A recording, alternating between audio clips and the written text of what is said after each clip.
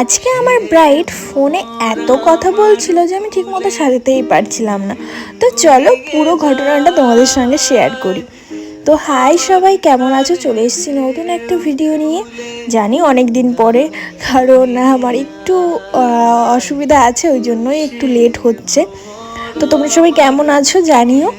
তো এখানে আজকে আমরা তিনজন বেরিয়ে পড়েছি, আমার দুটো স্টুডেন্ট আর আমি বেরিয়ে পড়েছি কাজের জন্য। এখানে খুব হাসাহাসি হচ্ছিল যে কাকে কেমন লাগছে তাই নিয়ে। তো এখানে আমার বোনও যাচ্ছিল আমাদের সঙ্গে।